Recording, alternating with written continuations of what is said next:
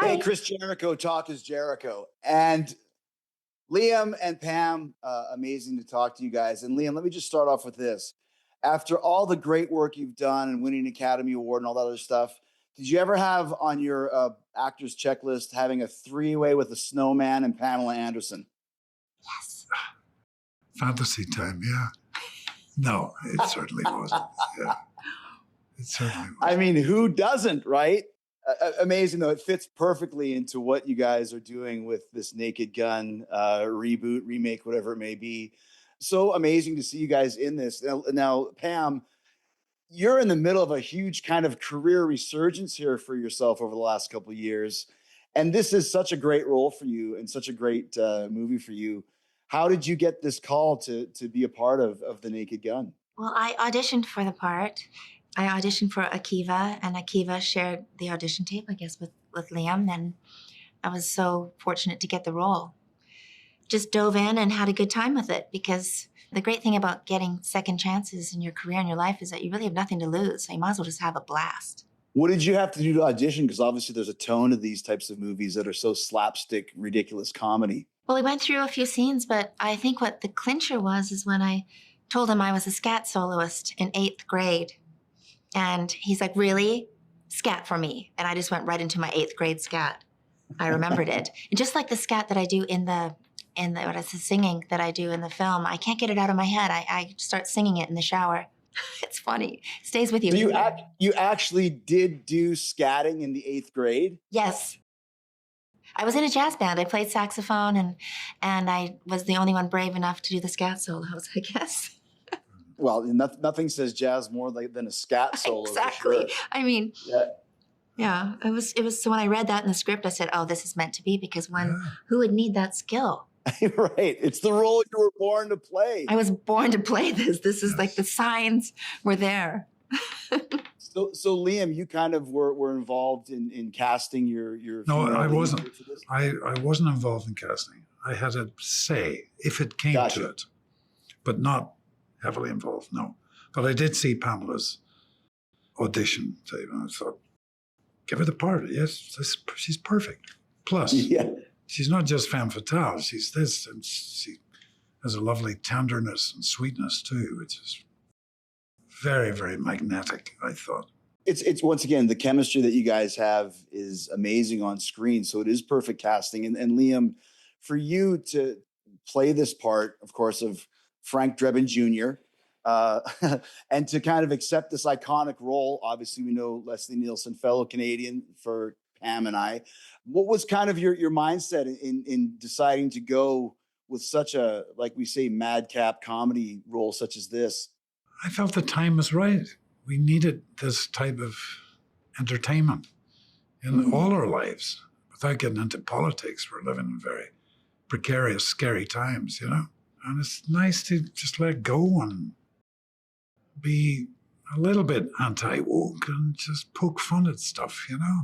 I thought it was a very good script. It got better as we worked at it and shot it. Beautiful cast.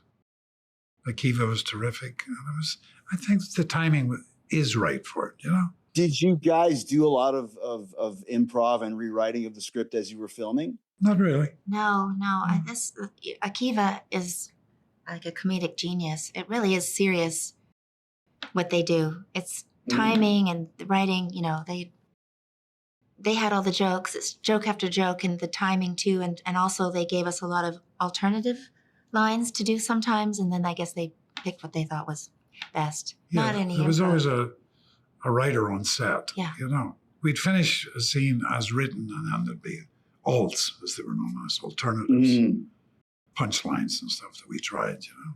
Well, that's the thing too. When you're doing, I worked on a movie called MacGruber that Jorma Taccone directed. He's obviously one of This Lonely Island with Akiva, and there is a lot of, once you get into the tone of the movie, you have a little bit more freedom and confidence to throw out some of your own ideas and some of your own lines. Is that kind of the same way it was for you guys on the set? Yes and no. We didn't add really, certainly not line-wise. Might have made a couple of suggestions. Always turned down, of course. Or the way you did something, you could be trying different things. Yeah. Yeah. Is there a certain, I mean, obviously, the Naked Gun series has such a huge impact on all of us for so many years. Is there a way that you kind of drop into this character, Liam, once again, playing all these different great roles that you have? How do you adapt playing the character of this? He's kind of a buffoon, but he's a straight-laced guy. He doesn't quite know that he's ridiculous. And that's kind of half the point of the humor of the films. I treated each day on set like to not be funny. Try not to be funny, just right. be serious with it. That was my only note to self, Well, that's the number one rule of comedy too, especially this type. Don't try and be funny. Play it straight, and that's where the comedy comes from. I think so, yeah. How about for you, Pam? Were you a fan of the Naked Gun series prior? Yes, I mean, I think it's hard not to be a fan. It's just silliness and goofiness, and we all have that in us, and I think it needs to be broken out every once in a while. So, I mean, and I have 2 boys, so it was fun to watch. They were familiar with those films, and they have seen this film and have given us thumbs up. They love Liam, and they thought that Mom did an okay job. And that's the hardest thing, isn't it? Getting the approval of the kids. Yeah. And they love it, and that's a whole new generation. This Right. is like 20-year-olds, 20, late 20s.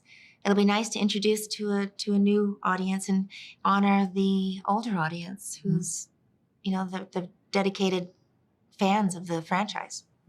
Liam, this movie's been in production for a while, and there was different producers attached and different kind of leading men attached. Seth MacFarlane gets attached, and I think one of his big ideas that he's been talking about was bringing in you as the lead. When did you start hearing about this, and how did you feel when you were approached? I first heard about it when Seth got in touch with me about 3.5, 4 years ago. And I'd worked with Seth 9 years ago, 10 years ago, and I knew he was wickedly funny, certainly with his Family Guy stuff, Yeah, I committed to it. I told him I was very interested, sure. Wait for the script, and the first script was good. It was good, It was zany, but it was good, and it only got better, Well, and zany is the perfect word for it, Pam, have you done anything like this before as far as this type of the slapstick? And this is just the beginning of my career, I hope. I'm just starting to investigate all these kind of things. So it was definitely new to me. But I mean, you nailed it. So obviously you have, like you mentioned, you have that Canadian sense of humor to you. Here's the thing with when you're talking about, Irish, English, Canadian, we have a different sense of humor than a lot of different parts of the world. You kind of grow up in that atmosphere. It is a little bit more slapstick and a little bit more ridiculous. Yeah. Seems to be. Well, yeah. The new kids in the hall, obviously. Bob and Doug McKenzie, and there's so many. So yeah, we grew up around that, and you have to have a sense of humor about yourself and be polite at the same time. Sorry.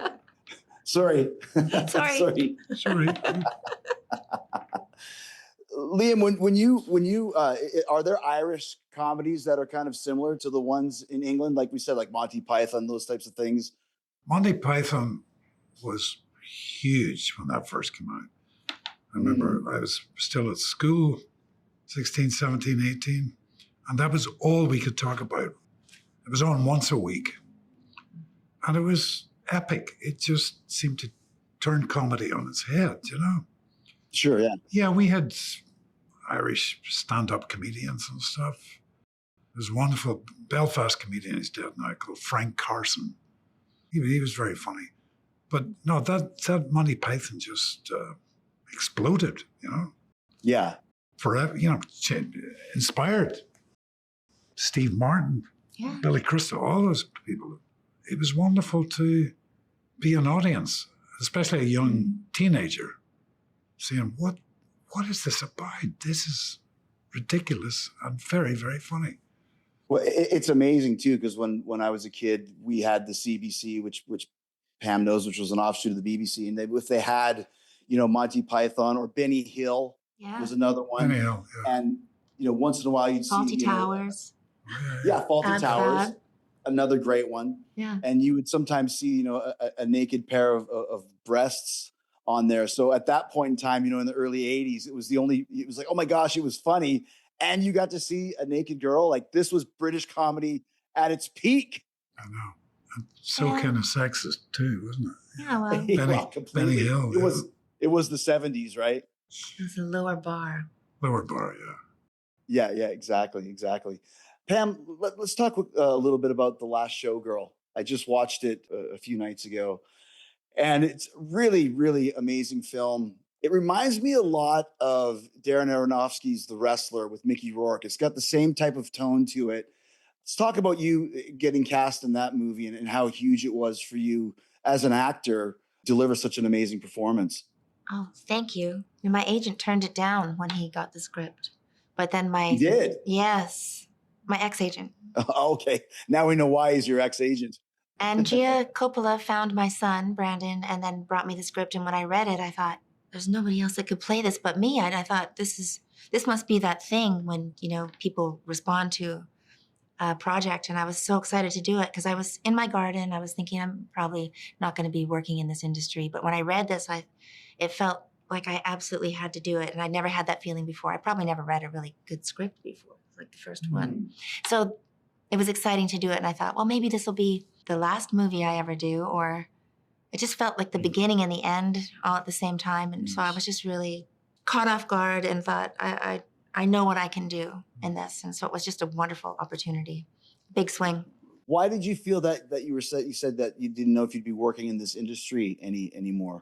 Well, I think the roles I was being offered and what I was doing and how my career, from Playboy to Baywatch to the television shows I was doing, I always felt, and then I, had things happen in my personal life that outshined my professional life. And I thought, well, I did Broadway. I got to play Roxy in Chicago on Broadway. And I thought, from Baywatch to Broadway, I can live with that. Now I'm going to go make pickles and bake bread and just look after my elderly parents. And I'm fine with that. I'll make my life beautiful no matter what. So these are all just happy accidents. And I have nothing to lose. And I love every minute of it. I'm like a sponge. I'm just really inspired and enjoying it. And to be this age and to feel like I'm just beginning is a real gift. Well, like you said, it's the second wind for your already illustrious career, but it's amazing for you. Thank you. Liam, I have to talk to you about one of your early films, and I've got a little bit of a bone to pick with this film. When I was a kid, probably about 10 years old, I convinced my mother to take me to a movie called Excalibur. What I didn't realize was Excalibur wasn't quite for kids. It had a lot of different scenes in it that I kind of got in trouble for it. Talk about Excalibur. I mean, one of your earliest films.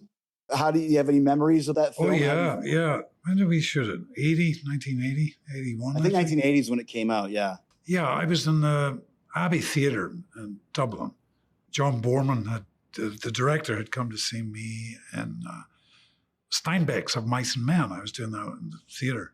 I'd heard about Excalibur, the myth of King Arthur, right, Merlin stuff, but he said he was doing a film version. Would I be interested in being one of his knights of the Round Table? It's like, yeah, sure. Mm-hmm. So anyway, push came to shove in Wicklow, just south of Dublin.